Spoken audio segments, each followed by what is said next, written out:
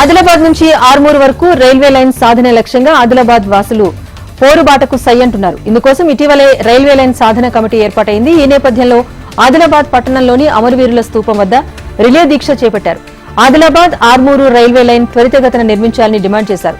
Railway line సాధించే వరకు తమ పోరాటాన్ని ఆపబోమని, దీక్షలు కొనసాగిస్తామని, అవసరమనుకుంటే ఢిల్లీలో జంతర్ మంతర్ వద్ద కూడా నిరాహార దీక్ష చేపడతామని తెలిపారు.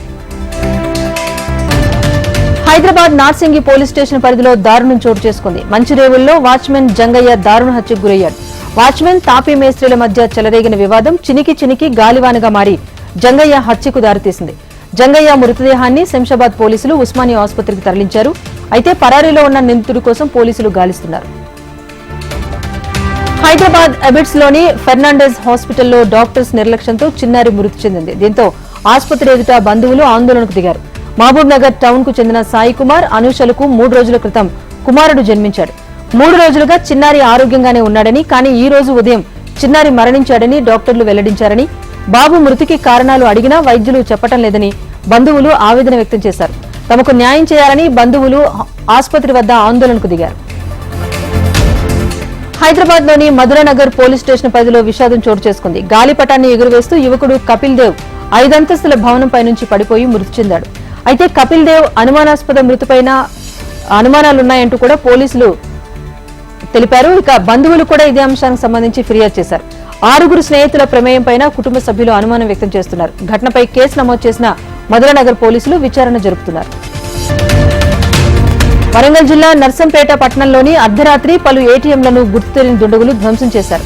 పట్టణంలోని SBI, HDFC, Canara bank ATM మిషన్లపైన దుండగులు రాళ్లతో ధ్వంసం చేశారు. దుండగుల దాడిలో ఏటీఎంలు డిస్ప్లేలు ధ్వంసమయ్యాయి. పోలీసులు ఈ అంశంపై దర్యాప్తు కొనసాగిస్తున్నారు. ములుగు జిల్లా మంగపేట మండలంలోని శ్రీమల్లూరు హిమాచల లక్ష్మీనరసింహ స్వామివారి వరపూజ మహోత్సవం ఘనంగా జరిగింది. స్వామివారి కళ్యాణం మే నెలలో జరగనున్న నేపథ్యంలో సంక్రాంతి పర్వదినాన్ని పురస్కరించుకుని స్వామివారికి వరపూజ మహోత్సవం వైభవంగా నిర్వహించారు. కార్యక్రమానికి భక్తులు అధిక సంఖ్యలో తరలివచ్చారు. అనంతరం గ్రామంలో స్వామివారితో పాటు అమ్మవార్ల ఉత్సవ విగ్రహాలను రథంపై అలంకరించి ఊరేగించారు. కార్యక్రమంలో భాగంగా గ్రామంలో మినీ జాతర నిర్వహించారు. సంక్రాంతి సందర్భంగా మహబూబాబాద్ జిల్లా కేంద్రంలోని శ్రీ వేణుగోపాల స్వామి ఆలయంలో టీటీడీ ఆధ్వర్యంలో ఘనంగా గో పూజ నిర్వహించారు. పెద్ద సంఖ్యలో భక్తులు గోవుకు పూజలు నిర్వహించారు. గోవుల్లో సకల దేవతలు ఉంటారని, గోవులను పూజిస్తే సకల దేవతలను పూజించినట్లే అనే నమ్మకంతో గో పూజ నిర్వహిస్తూ ఉంటారు.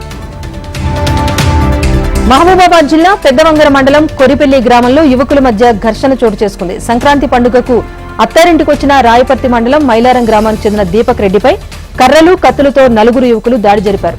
తీవ్ర గాయాల పాలైన దీపక్ రెడ్డిని తొర్రూరులోని ఓ ప్రైవేట్ హాస్పిటల్ కు తరలించారు బంధువులు. దాడికి సంబంధించిన పూర్తి వివరాలు ఇంకా తెలియాల్సి ఉంది.